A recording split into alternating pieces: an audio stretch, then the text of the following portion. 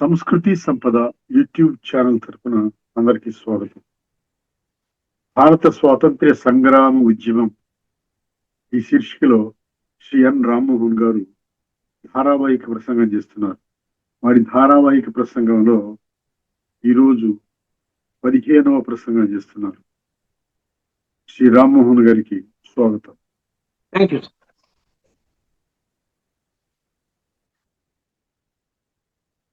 A B C D, దాంట్లో BC అంటే బిపిన్ చంద్ర, ఆయన రాసిన పుస్తకం ఆధారంగా ఏబిసిడి ఆధునిక భారతదేశ చరిత్ర. అంటే ఆధునిక భారతదేశ చరిత్ర అయినప్పటికీ ఎంత ఆధునికం అనేది పాయింట్. నిన్న అనేది ఇవాళకి పాత. అన్నం పాసిపోతుంది ఒక రోజులో. అంటే షెల్ లైఫ్ అంటాము. కొన్ని చాలా మనిషి జీవితం 100 years. అంటే వస్తువు జీవితము, చెట్ల జీవితం ఇంకా ఎక్కువ. సో ఎంత పురాతన, ఎంత అధునాతన అనేది ఆధునిక భారత విషయం. అదొకటి పూర్వరంగము, ఉత్తర రంగము. అంటే ఇప్పుడు ఇట్లా మనం ఇట్లా ఉన్నాము ఇప్పుడు అంటే దీనికి పూర్వరంగం ఎలా ఉండింది అనే దానికి కొంచెం వెనక్కి పోయి మనం చూస్తున్నాము. 18వ శతాబ్ది అంటే 1701 అండ్ ఆన్వర్డ్స్ నుంచి నిన్న అది we started talking on it. అది కంటిన్యూ అవుతా ఉంది. అంటే ఈస్ట్ ఇండియా వాళ్ళు తదుపరి బ్రిటిష్ పాలన. East India company not only in British, డచ్లో, ఫ్రెంచ్లో, డిఫరెంట్ కంట్రీస్లో అవి ఉండినవి. ఇప్పుడు కూడా మనం చూస్తే వ్యాపారానికి, రాజనీతికి కొంత లింక్ ఉంటుంది. అంటే పరస్పర ఇన్ఫ్లుయెన్స్. రాజరికము చేయాలంటే దే రిక్వైర్ ఫినాన్స్, డబ్బులు కావాలి. డబ్బులు జనరల్గా పన్ను రూపంలో వస్తుంటాయి. పన్ను రూపంలో అప్పట్లో కూడా ఇప్పట్లో కూడా. ఈ పాయింట్ కూడా నేను కొంచెం నిష్కర్షగా, నిర్దాక్షిణ్యంగా చెప్పాను. ప్రభుత్వాలన్నీ ప్రజల కట్టే పన్నుల మీద బతుకుతాయి. కానీ అది కట్టిన దానికి వాళ్ళు మనకి బ్యాక్ వెనక్కి కొంత service in the form of a safety, security, protection, ఒక క్రమమైన పద్ధతి, జీవన విధానం కాదు, సొసైటీలో అన్రెస్ట్ లేకుండా అవి చేయాల్సిన బాధ్యత ఎంతవరకు చేస్తున్నాయనేది వేరే విషయము. చేయట్లేదు అన్న దానికి ప్రపంచవ్యాప్తంగా చూసుకుంటే ఈ ఇరాన్ ఇజ్రాయిల్ యుద్ధము మధ్యలో పెద్దన్న అమెరికా. పెద్దన్న అనేది మనకి ఒక నార్మల్ ఊత పదము. అంటే ఇద్దరు పిట్టపోరు పెళ్లి తీర్చే అన్న టైంలో. ఎనీవే, నిన్న we were talking about this 1766 నుంచి 96 వరకు అహల్యాబాయి ఇందోర్ని పరిపాలించింది. రాజా జైసింగ్ ఈయన చాలా గొప్పవాడు. అంబర్ సంస్థానాన్ని పరిపాలించాడు. This is one thing. ఇక్కడ వి స్టాప్.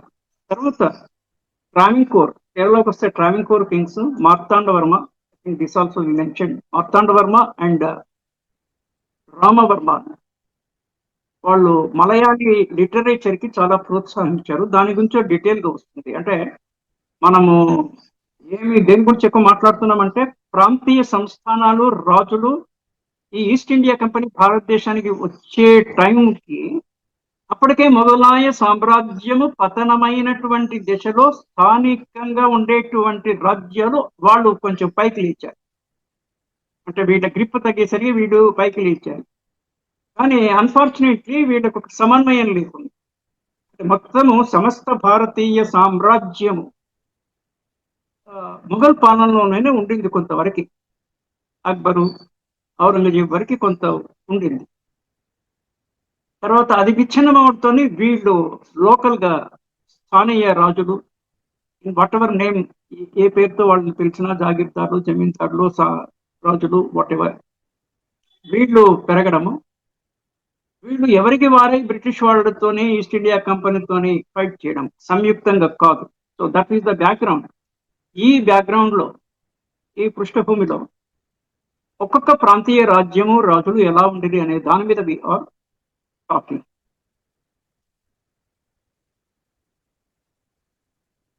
సాదత్ ఖాన్ గురించి మాట్లాడము. ఆయన సమర్థన పాలన చేసి 1739లో చనిపోయారు. ఆయన హీమేడ్ సుబేదారి వంశపారంపర్యంగా చేశాడు. అంటే రాజు తలుచుకుంటే కొరడా దెబ్బలకి కుదవా అన్నట్టుగా అది నెగిటివ్ స్టేట్మెంట్. కొరడా దెబ్బలే కాదు, రాజు తలుచుకుంటే ఏదైనా ఇవ్వచ్చు, మంచి ఇవ్వచ్చు, చెడు చేయొచ్చు. That is a power of authority. అందుకని చాలా మంది ఇప్పుడు కూడా ఇప్పుడున్న ఫార్మ్ ఆఫ్ గవర్నమెంట్ లో ఏదో రకంగా పాలిటిక్స్ లో ఉండాలనేటువంటి ప్రయత్నం చేస్తారు కానీ అది అందరికీ సాధ్యం కాదు. ఒకటి అభిరుచి ఉండాలి, సంకల్పం ఉండాలి, ఆర్థిక వనరులు.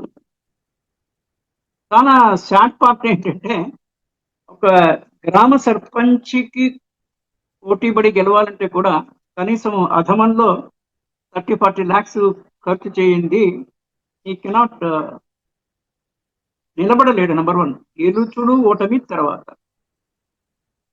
కొన్ని విషయాలకి డబ్బు అవసరమే కానీ కొన్ని విషయాలకి డబ్బు ప్రమేయం ఉండకూడదు. అంటే మనకి ఇంకా బుద్ధి రాలేదు అని అనుకోవాలి. ఒక రకంగా మనుషులకి, మానవ జాతికి తెలివి ఉంది. తెలివి రెండు వైపులా పదనున్న కత్తి లాంటిది. అది స్వార్థానికి వాడొచ్చు, త్యాగానికి వాడొచ్చు, మంచికి వాడొచ్చు, చెడుకు వాడొచ్చు. ఒక్కోసారి అలా, ఒక్కొక్కసారి ఇలా జరుగుతుంది. అందుకే మనం కలియుగంలో 4 యుగాల్లో చివరైనటువంటి కలియుగంలో ధర్మము సోండి అనే క్వార్టర్ లెగ్, ఒక పాదంలో 4 పాదాలలోంచి ఒక పాదంలోనే ఉంది అని చెప్తుంటారు. ఓకే, వాట్ ఈ సుబేదారి అనేది ఒక కాన్సెప్ట్ ఉండేది. సుబేదారి was headed by a governor or deputy governor. ఇది కొన్ని చోట్ల వాళ్ళు వంశ పారంపర్యంగా చేశారు. దానికి ఒక చట్టం ఉంది బ్రిటిష్ లో, కమింగ్ డేస్ లో that we say rule are చట్టం.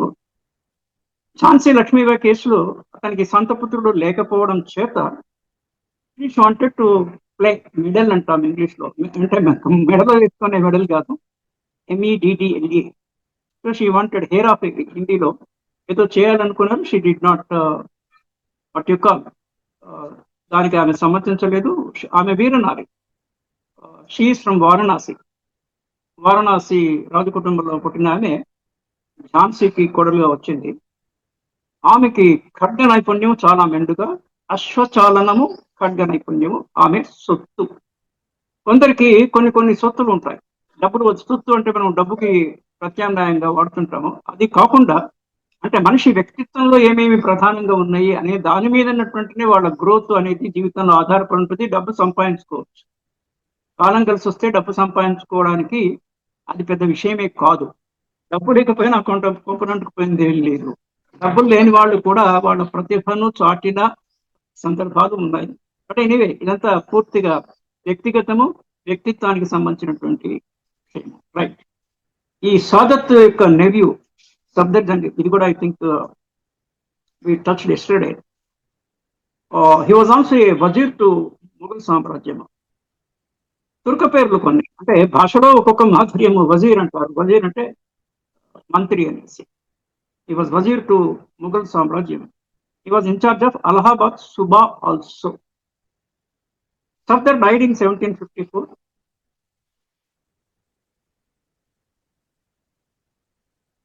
మహారాష్ట్ర సార్ ఇంతవరకు మనం సుమారుగా వీడి ఆయన 1754లో మరణించాడు. మహారాష్ట్ర సర్దార్లతో సంధి, రోహిల్లాను, ఇది కొంచెం ఇంకా డీటెయిల్ గా వస్తుంది. రోహిల్లాలు, బంగాష్, పఠాన్స్ అనేది మనం చాలా వినింటాము. రోహిల్లాలు, పఠాన్లు. 1750-51 war with Bangash nawabs, in which Safdar took help of Maratha army and Jats on payment of daily allowance of 2500 and 1500 respective. డబ్బు ప్రమేయం లేకుండా ఏమి లేదు. ఇప్పుడున్న కరెన్సీలో పేమెంట్ చేసే పద్ధతిలో ధనమూలం ఏదని జగత్ అంటారు. Money is a undisposable component of human life. పాత రోజుల నుంచి ఇప్పటి వరకు కూడా ఈ జాట్ అనేటువంటి కమ్యూనిటీ, దాని గురించి ముందు వస్తుంది. ఇంకా వీళ్ళు బేసికల్లీ ఫార్మింగ్ కమ్యూనిటీ. వీళ్ళు ఒకసారి తిరగబడ్డారు. అంటే ఈ లోకల్ రూలర్స్ పెట్టిన బాధను సహించలేక వాళ్ళు తిరగబడ్డారు. Jat community is a powerful community. They were around Mathura, Punjab ఆ ఏరియాలో ఉండడం. మరాఠాలో పీష్వాస్ అని అదొక టైటిల్. రాజపుత్లో రాణా, మహారాణా ప్రతాప్ సింగ్ రాణా.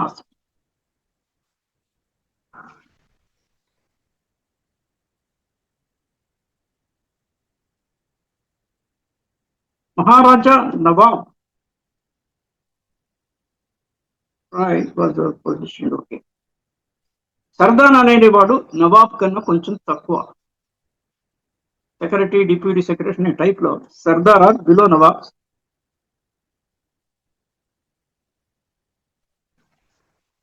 1775 తర్వాత 1775 తర్వాత లక్నో క్యాపిటల్ గా అవధ్ నవాబ్ ఉండేవాడు. అవధ్, లక్నో, ప్రయాగరాజు ఇవన్నీ కలిపి అప్పట్లో అవధ్. సో లక్నో క్యాపిటల్ గా ఈ was there. Safdar had only one life, all a long life.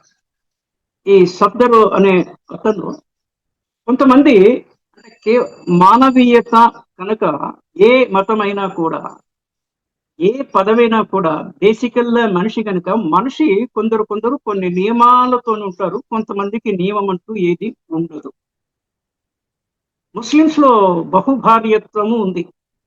తలాక్. ఇప్పుడు ఆ చట్టం వచ్చేసి అది తీసేసినట్టున్నారు. Muslim women were happy in India with that act or whatever. వాళ్ళకి బహుభార్యత్వము, తలాక్ ఇవ్వచ్చు, మళ్ళీ పెళ్లి చేసుకోవచ్చు, unlimited children or whatever this one. కానీ అయినప్పటికీ కూడా ఆ మతానికి చెందినటువంటి ఈ Safdar had only one wife all along life. He did not marry another wife. నేను ఇది మామూలు కూడా చెప్తుంటాను, ఎక్కడెక్కడ వీలైతే ఎక్కడ. కొన్ని విషయాలు ఎట్లా ఉంటాయంటే వన్స్ ఇన్ ఏ లైఫ్, జీవితంలో ఒకేసారి వివాహం అనేటటువంటిది అది ఒక్క జీవితానికి ఒకే భార్య కానీ ఒకే భర్త కానీ, ఆ భార్య భర్త బతికి ఉన్న చనిపోయినా కూడా అది అత్యుత్తమమైనటువంటి శ్రేష్టాతి శ్రేష్టమైన జీవన విధానం. చాలా మంది భార్య సరిపోతే మళ్ళీ పెళ్లి చేసుకుంటారు. లా డస్ నాట్ ప్రొహిబిట్, అది వాళ్ళ ఇష్టం. కానీ అది సిసలైన నైతికత కాదు. ఈవెన్ లైంగిక సంబంధము కూడా ఓన్లీ భార్యతోనో భర్తతోనో ఉండాలి. వివాహం చేసుకున్న భార్యాభర్తతోని ఇప్పుడున్న వింత ధోరణిలలో వివాహపూర్వ లైంగిక సంబంధాలు, వివాహేతర లైంగిక సంబంధాలు, ఇవన్నీ అవినీతికి పరాకాష్ఠ. అంటే ఈ సామాజిక దీనికి తర్జుమాకి I'm stating this words. Then ఇంకొక లోకల్ రాజ్యం వచ్చేసి మైసూర్. హైదరాబాదు, మైసూరు, కేరళ, ఇవన్నీ రాజస్థాన్, ఇవన్నీ లోకల్ కింగ్డమ్స్ దట్ టైప్. అప్పుడున్న వాతావరణము 18వ శతాబ్దానికి సంబంధించి. Next to Hyderabad, Mysore was the most powerful, started by Hyder Ali. కొన్ని రాజవంశాల్లో 6-7 తరాల వరకు వంశపారంపర్యంగా పాలించిన సందర్భాలు ఉన్నప్పుడు 8 మంది పాలించినప్పుడు కొడుకు అలా దాంట్లో ఒకటిద్దరే ప్రఖ్యాతి గాంచిన వాడు, మిగిలిన వాళ్ళు నామకే వాస్తే అంటాం మనము హిందీలో. ఫర్ ఎగ్జాంపుల్ ముఘల్ డైనాసిటీ తీసుకుంటే కొంచెం ఎక్కువగా పేరు వచ్చింది అక్బర్కి ఫర్ గుడ్, ఔరంగజేబ్కి for not so good. This is the thing. మిగిలిన వాడు కూడా ఉంది, కానీ పెద్ద లైట్ కింద చిన్న లైట్ వేసినప్పుడు చిన్న లైట్ ప్రతిభ ఉన్నా కూడా పెద్ద లైట్ ప్రతిభ ఇంకా ఉండడం చేత దీని వెలుగు కనపడదు. That is another way of analysing. Next to Hyderabad, Mysore was the most powerful, started by Hyder Ali. అయితే ఇక్కడ మైసూరులో ఇద్దరే తండ్రి కొడుకులు, అక్కడ 8 మంది అంటే ఇక్కడ ఇద్దరే. One is Hyder Ali, and Hyder Ali శకం అయిపోయిన తర్వాత అతని కొడుకు టిప్పు సుల్తాను. ఎవరికి వాళ్ళే మేటి సాటి. హైదర్ అలీ చాలా స్మాల్ పొజిషన్ నుంచి అనామక కుటుంబము, చెప్పాలంటే పుస్తకంలో ఉన్న ప్రకారంగా అనామక సామాన్య కుటుంబంలో పెరిగి సైనికుడిగా చేరి, నేను ఇందాక ఒక పాయింట్ చెప్పాను, డబ్బుతో నిమిత్తం లేదు. తెలివి ఉంటే డబ్బు సంపాదించు, తెలివి లేకపోతే డబ్బు వచ్చినా కూడా మళ్ళీ పోతుంది, తెలివి లేదు కనుక పోగొట్టు. మనం చూస్తున్నాం ఎలా పోగొట్టుకుంటున్నాం. వీళ్ళిద్దరు కూడా ఒకరికి మించిన ఒకళ్ళు ప్రతిభావంతులు. చాలు ఇద్దరు, రెండు 2 generations లో they ruled the Mysore. Next to Hyderabad, Mysore was the most powerful, started by Hyder Ali in the early 18th century, 1701 onwards లో, 18th century లో. నంజరాజ్ లోకల్ మైసూర్ కింగ్స్, నంజరాజ్ వాళ్ళకి డిసిగ్నేషన్ వచ్చేసి సర్వాధికారి అని ఒక డిసిగ్నేషన్. నంజరాజ్ అనే సర్వాధికారి, దేవరాజ్ అనే దుల్వాయ్.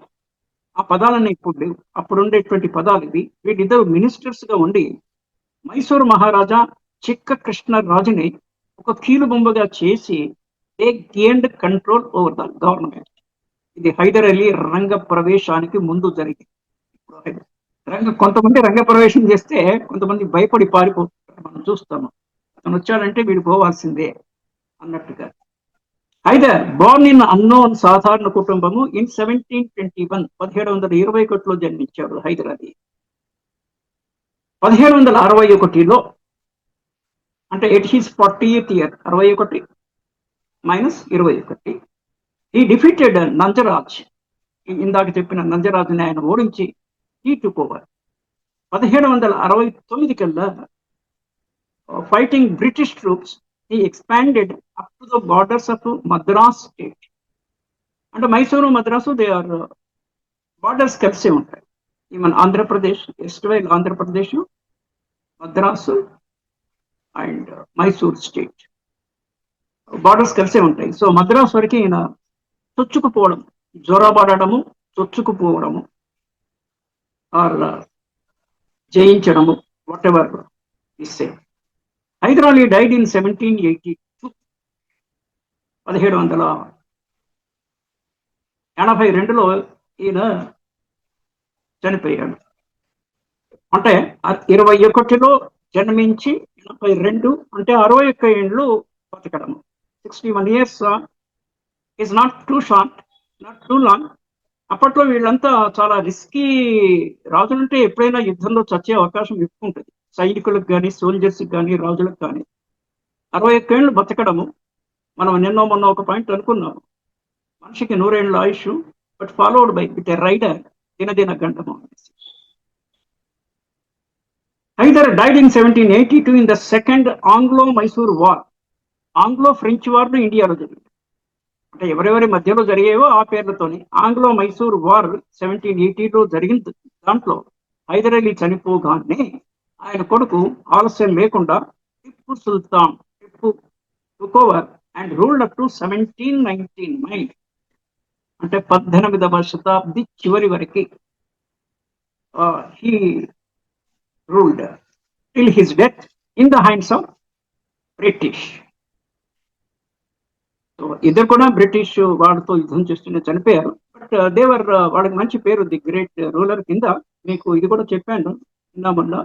టిప్పు సుల్తాన్ మీద ఒక 70-80 సుమారుగా ఆ రేంజ్ ఆఫ్ ఎపిసోడ్స్ లో టీవీ సీరియల్ వచ్చింది, and I was watching it. ఇదంతా ఎక్కడో దగ్గర పూర్వ స్మృతి చేత ఇప్పుడు ఇది చెప్పడానికి అది కూడా కొంత ఉపకరించిందని చెప్పుకోవడం. ఆయన ఈ planted A tree of Liberty అని శ్రీరంగపట్నం దగ్గర, మైసూరుకి శ్రీరంగపట్నం కొంచెం దగ్గరలో, అక్కడ హీ ప్లాంటెడ్ దట్ ట్రీ. అయితే పాత రోజుల్లో ఎప్పుడైనా, ఇప్పుడు ట్యాక్స్ లో క్యాష్ ఎక్కువ ఉంది, కరెన్సీ రూపంలో ట్యాక్స్ కడుతున్నాము. ఇప్పుడు నేను క్యాష్ కరెన్సీ అన్నప్పుడు ఆన్లైన్ ట్రాన్స్ఫర్ లో ఫిజికల్ క్యాష్ ఉండదు, ఆన్లైన్ ట్రాన్స్ఫర్స్ ఉంది. ఆ తర్వాత కొత్తది డిజిటల్ కరెన్సీ అనేసి రిజర్వ్ బ్యాంక్ ఆఫ్ ఇండియా వాళ్ళు ఈ మధ్యలో digital, not crypto currency, crypto currency separate, అది ప్రైవేట్ సర్క్యులేషన్ లో ఉంటుంది. Digital currency is accepted legal tender, అది ఇప్పుడిప్పుడే ప్రయోగాత్మకంగా ప్రవేశపెడుతున్నారు. In coming days it may come in a big way, digital currency.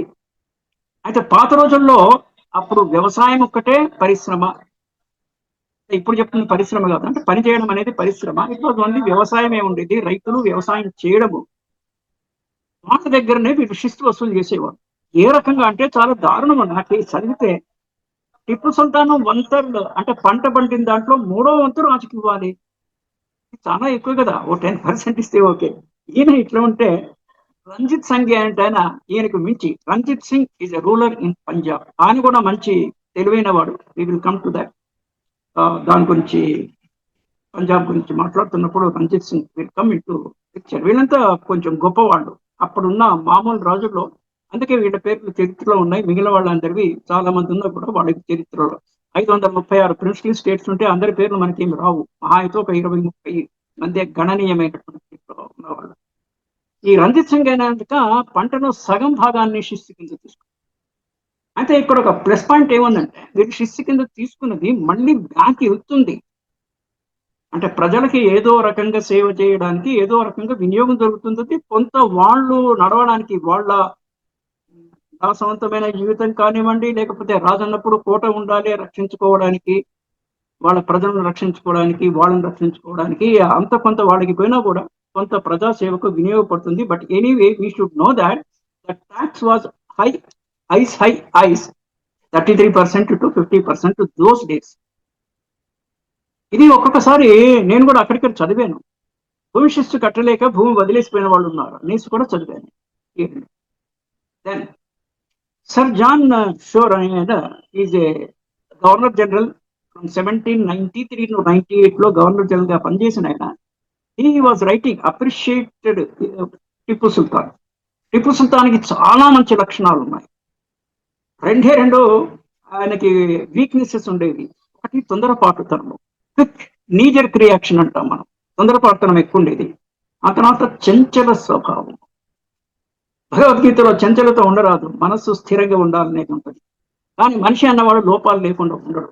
కానీ లోపాల కన్నా శక్తి ఎక్కున్నదా లేదా అనేది కంపేరిటివ్గా చూడాల్సిన విషయం. ఈ మైసూరు ఇట్లయితే కేరళకు వస్తే, కేరళలో 4 ప్రముఖ సంస్థానాలు. అవి క్యాలికట్ ఒకటి, రెండవది చిరక్కల్, మూడవది కొచ్చిన్, 4వది ట్రావెన్కోర్. ఈ 4 కేరళలో కొంచెం ప్రసిద్ధ ప్రముఖ సంస్థానాలు. కేరళలో ప్రముఖమైనటువంటి రాజు అప్పట్లో Marthanda Varma. Marthanda Varma extended his Kingdom from Travancore to Kanyakumari. Kanyakumari is the tip, చివర్లో, తమిళనాడులో చివరిలో సముద్రం తీరంలో ఉండేది కన్యాకుమారి. వేర్ స్వామి వివేకానంద తపస్సు చేసింది. అక్కడ he was there for some day or 2 something. 1766లో హైదర్ అలీ కాంకర్డ్ నార్త్ కేరళ. హైదర్ అలీ మైసూర్ నుంచి కేరళని నార్త్ కేరళ కాంకర్ చేశాడు. This is one thing. Delhi పరిసర ప్రాంతాలు నెక్స్ట్. ఈ కేరళ అయిపోయిన తర్వాత ఢిల్లీ చాలా విశాలమైనది, చాలా ప్రసిద్ధమైనది. దాని పరిసర చాలా పెద్దవి. పానీపట్లో 14 సార్లు యుద్ధం జరిగింది. అంటే ఒకటి ఏంటంటే, మనం క్రికెట్ ప్లే గ్రౌండ్ అంటాం కదా, క్రికెట్ ఆడడానికి మంచి గ్రౌండ్ ఎట్లాగా ఉండాలనుకో, యుద్ధం అంటే ఎక్కడ పడితే అక్కడ చేయడానికి ఉండదు. కనుక ఒక సువిశాలమైన ప్లేస్ ఉండి అక్కడ యుద్ధం చేస్తుంటారు. అంటే ప్రజలకి యుద్ధము వలన ఇబ్బంది కలగకూడదు. ఈవెన్ నౌ ఇప్పుడు కూడా యుద్ధ నియమాలు ఏ కాలానికి తగ్గట్టు ఆ కాలంలో ఉంటాయి. జనరల్ పబ్లిక్ కి నష్టం జరగకూడదు, ఆస్తి కానీ ప్రాణం కానీ. కానీ ఇప్పుడు ఈ యుద్ధంలో ప్రాణ నష్టం జరుగుతూ ఉంది. ఇప్పుడు జరుగుతున్న ఇజ్రాయెల్ ఇరాన్ వార్లో, ఇరాన్లో పాపం 170 బాలికలు, ఉమెన్, ఆడవాళ్ళని చంపడం అనేది ఇంకా అత్యంత ఘోరమైన విషయం. అంటే మగవాళ్ళని చంపాలని, చంపొచ్చు అని నేనేమి not voting for it or permitting that. కానీ తల్లులు కదా, మాతృమూర్తులు, they give birth to next generations. Of course with the help of the males. అది ఉన్నా కూడా they are the more respectable lot across the world in some form or other. ఏ యుద్ధాలు కూడా సైనికుల మధ్యలో ఉండాలి. They are paid for it. సైనికులు అంతా పేడ్ సోల్జర్సే వీళ్ళంతా. చాలా విచిత్రం ఏంటంటే, ఇక దేశభక్తి ఎక్కడ పోయింది? బ్రిటిష్ వాళ్ళు ఇక్కడ ఉన్నప్పుడు భారతీయ సైనికులని and payment of daily allowance they were enjoying.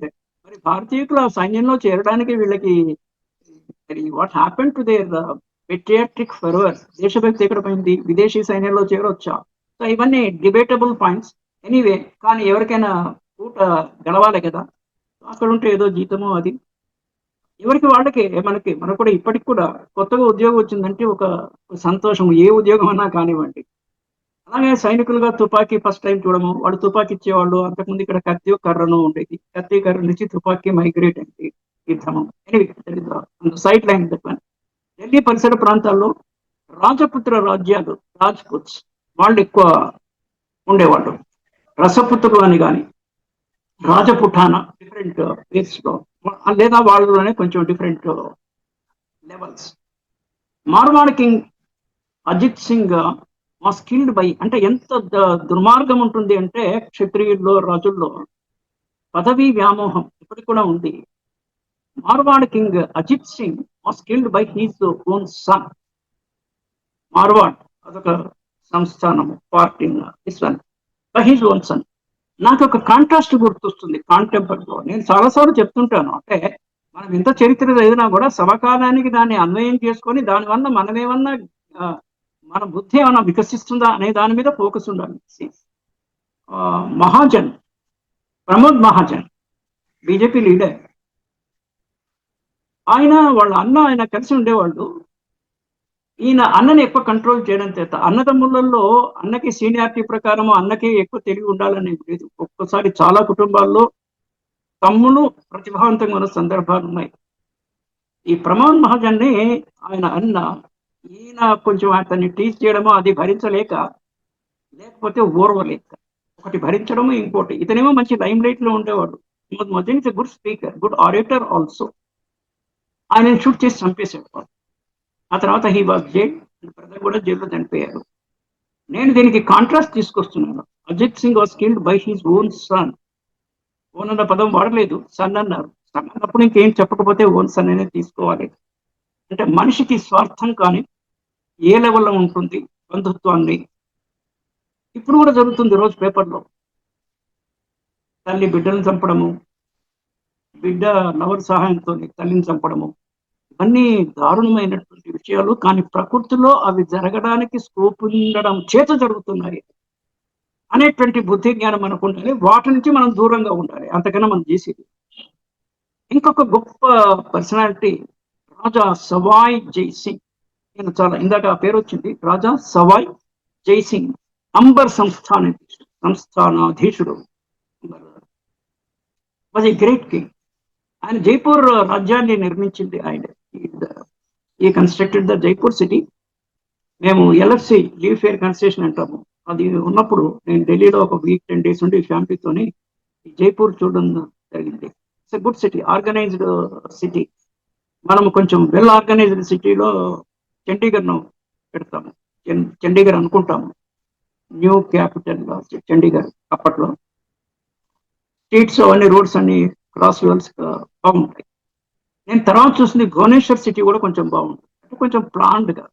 ఇవన్నీ పాత నగరాలు, హైదరాబాద్ ఇవన్నీ కొంచెం గందరగోళంగా తీసుకుంటాయి. ఇప్పటికి కూడా we are little better because of the inner ring road, outer ring road, and now regional ring road కూడా వస్తుంది. అంటే ఎంతో కొంత డిజార్గనైజేషన్ లో ఆర్గనైజేషన్. బట్ ఇది ఈ కన్స్ట్రక్టెడ్ జైపూర్ సిటీ. ఖగోళ పరిశోధనశాలలో ఆయన పెట్టాడు. ఆయన మంచి జ్ఞాని, అంటే విజ్ఞాని, సైంటిఫిక్ ఫెర్వర్ టెంపర్ తనకి ఉండేది. Is also a good social reformer, సంఘ సంస్కర్త. ఆయన జైపూర్ ని ఏకంగా 44 సంవత్సరాలు, 1699 నుంచి మొదలుపెట్టి 1743 వరకు 44 years ఈ రూల్. ఇది ఢిల్లీ పరిసర ప్రాంతాల్లో. ఇంకొకటి, ఢిల్లీ పరిసర ప్రాంతాల్లో ఈ జాట్స్, ఇందాక జాట్లు అని అన్నాం కదా, వీళ్ళు అగ్రికల్చరల్ కమ్యూనిటీ, వ్యవసాయ సముదాయము. వీళ్ళంతా అరౌండ్ ఢిల్లీ, ఆగ్రా, మథుర దాని చుట్టూ ఎక్కువ ఉండేవాళ్ళు. తదుపరి పంజాబ్ లో కూడా జాట్ కమ్యూనిటీ చాలా ఉంది, but originally they were here. వీళ్ళు మొఘల్ అధికారుల పీడన భరించలేక తిరగబడ్డారు. This is another thing. And we will see.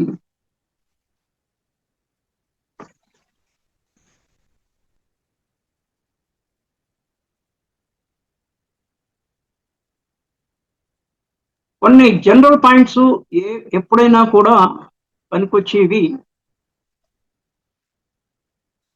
Any time పనికొచ్చేవి కొన్ని విషయాలు. అవకాశాన్ని చేజార్చుకోవడము, పతనము, ఉత్థానము. ఉత్థాన పతనాలు జీవితంలో కానీ రాజులకు కానీ తప్పవు. అధ్యయన దృష్టితో పరిశీలన. అంటే నేను ఈ పుస్తకం చదువుతున్నప్పుడు కొన్ని కీలక పదాలు నేను సపరేట్ గా నోట్ చేసి పెట్టుకున్నాను, ఎప్పుడైనా పనికొచ్చే పదాలు. సామాజిక, ఆర్థిక, రాజకీయ చట్రము. Defects and weaknesses. పాలనలో కానీ ప్రభుత్వంలోనో కానీ వ్యక్తిలో కానీ సన్నగిల్లుతున్న, వీకెన్ అవుతుంటే సన్నగిల్లుతున్న అవకాశం. సమర్థ పరిపాలన యంత్రాంగం. రాజు మంచివాడై ఉండొచ్చు, యంత్రాంగం కూడా ధీటుగా ఉండాలి కదా. యంత్రాంగం ధీటుగా లేకపోతే కూడా అడ్మినిస్ట్రేటివ్ సెటప్, అడ్మినిస్ట్రేటివ్ మిషనరీ. ఇది స్టాప్ హియర్. ఫిట్టు గారు దర్శనం ఇచ్చారు. వాచ్ కూడా చూస్తే సమయం అతీతమైంది. Thank you, bye. We will continue tomorrow. Done sir. భారత స్వాతంత్ర్య ఉద్యమం శీర్షికలో ధారావాహిక ప్రసంగం చేసిన శ్రీ రామ్మోహన్ గారికి ధన్యవాదాలు. Thank you sir.